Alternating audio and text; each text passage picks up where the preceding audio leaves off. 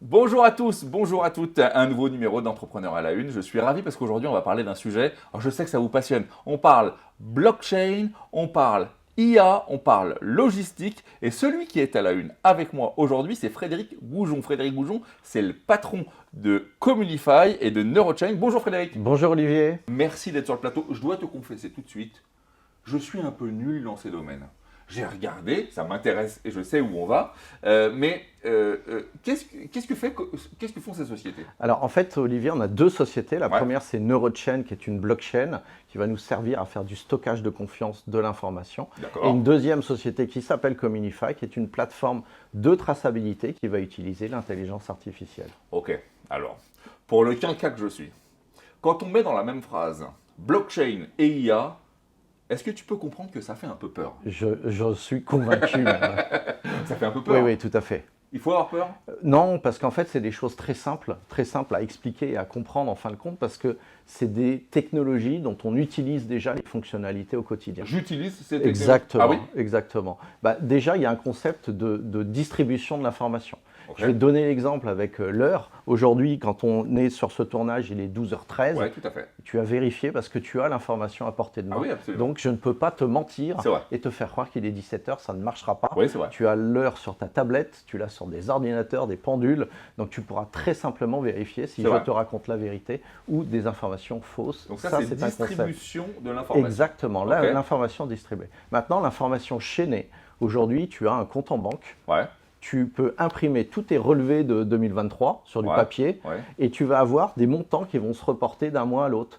Tu avais 500 euros au 1er janvier, tu as dépensé 200 euros, tu n'en as plus que 300 Ouais. au 31 janvier. Ils C'est vont 300 s'implémenter sur au le 1er D'accord. février et ainsi de suite.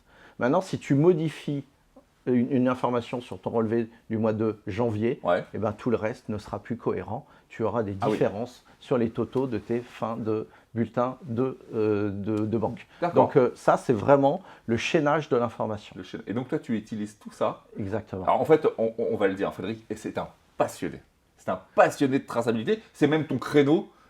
Ton truc, c'est la traçabilité à l'excès. Oui, exactement. On va utiliser ces technologies à des fins utiles. C'est Ouais. ça qui est intéressant. Et on va pouvoir tracer les produits, afficher les matières premières, les étapes de fabrication. Le but, de c'est de gagner de la distribution. confiance pour les Oui, consommateurs. exactement. C'est ça, hein. Exactement.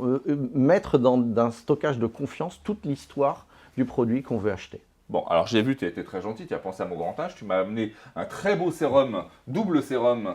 Alors on va le dire, c'est la marque Clarins, mais c'est pas de la pub, c'est juste pour parler du propos.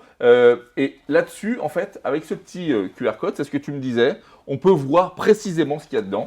Alors je vais le faire, comme ça, il n'y aura pas de... Testons en direct. On va le tester, hein. Alors attention. Tac, tac. Je montre, effectivement.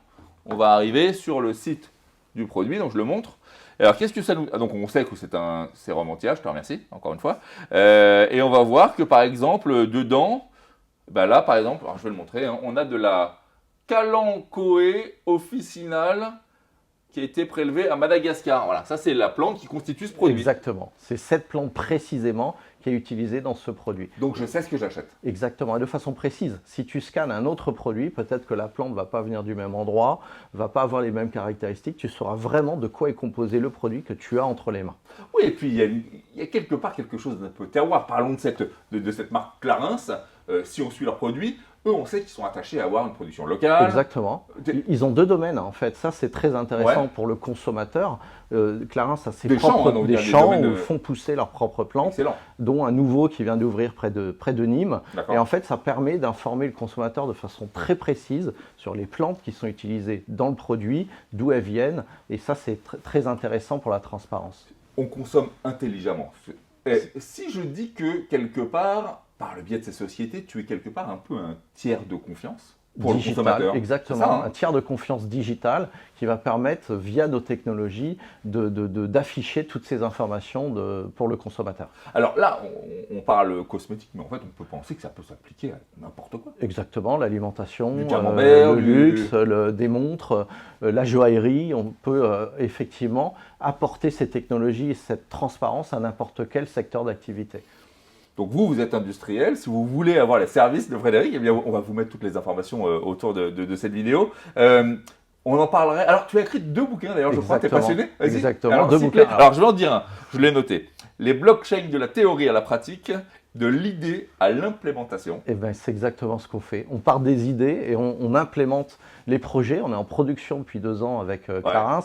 Et c'est vraiment de concrétiser, d'utiliser à des fins utiles ces technologies blockchain et également l'intelligence artificielle.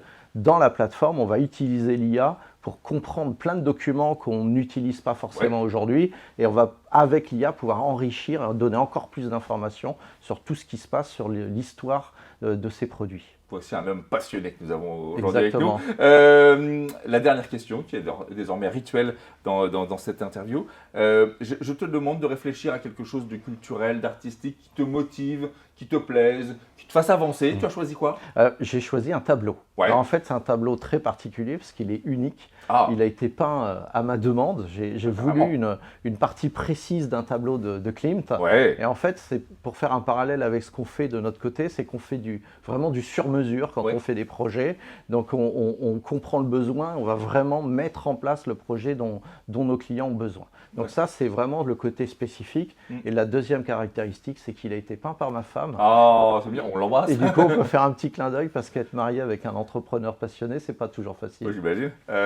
C'est ce qu'on dit, derrière chaque grand homme, il y a une femme. Exactement. Et on le sait, Klimt, fin 19e, début 20e, mettait beaucoup d'or également dans ses tableaux. Il y a un lien avec la matière. Exactement. Et tu nous parles de produits de luxe. Super. Eh bien, écoutez, vous apprécierez chez vous ce tableau peint par Madame Frédéric. Exactement. Merci beaucoup de nous avoir éclairé sur le sujet. Merci Olivier. Eh bien, c'est la fin de ce numéro. On se retrouve très bientôt pour un prochain numéro d'Entrepreneur à la Une. D'ici là, tâchez d'être heureux et le reste, ça suivra. Bye bye.